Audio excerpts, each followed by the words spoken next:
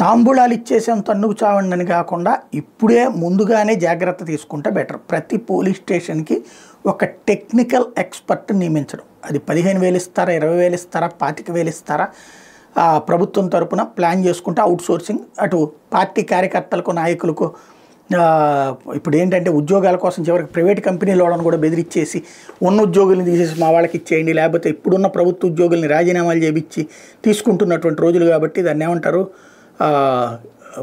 మామూలుగా constitutional governance ఉంటుంది. కాకపోతే ఇక్కడ పొలిటికల్ గవర్నెన్స్ అన్నటువంటి పేరుతో జరుగుతుంది. కాబట్టి ఈ టైంలో ఇది ఒకటి బెటరే. ఎందుకంటే ప్రతి పోలీస్ స్టేషన్కి ఒక డ్రోను ప్లస్ సీసీ క్యామ్స్ ఇవన్నీ ఏర్పాటు చేస్తున్నారు. 1,00,000 దాకా సీసీ కెమెరాలు రాష్ట్ర వ్యాప్తంగా ఏర్పాటు చేయబోతున్నారు. కొన్ని ప్రభుత్వాన్ని, కొన్ని ఏమో ప్రైవేట్ వాళ్ళ స్పాన్సర్షిప్తో ఇది రాష్ట్ర వ్యాప్తంగా జరుగుతున్నటువంటి ఒక పెద్ద ప్రక్రియ. ప్రతి పోలీస్ స్టేషన్ పరిధిలో ఉన్నటువంటి సీసీ కెమెరాలు ప్లస్ ఇట్లాంటిది ఒకటి యాక్టివేట్ చేయాలంటే కనీసం అంటే రన్నింగ్లో చెక్ చేసుకుంటూ ఉండాలంటే 2 టెక్నికల్ ఎక్స్పర్ట్స్ ప్రతి పోలీస్ స్టేషన్కి అవసరం ఉంటారు. ఒక్కళ్ళే పొద్దునుంచి 24 గంటలు చేయలేరు కదా. కాబట్టి అట్లాంటిది గుర్తుపెట్టుకోవాలి. ఎందుకంటే ఇప్పుడు దొంగతనం జరిగిందంటే ఒక దొంగ ఒక సీసీ కెమెరాలు దొరికాడంటే వాడిని తర్వాత ఆ రూట్లో నుంచి నెక్స్ట్ కెమెరాలు ఫాలో అప్ చేయడం, ఎక్కడున్నాడు ఏంటి ఇదంతా కూడా ఐడెంటిఫై చేయాలంటే ఆర్టిఫిషియల్ ఇంటెలిజెన్స్ వాడాలి.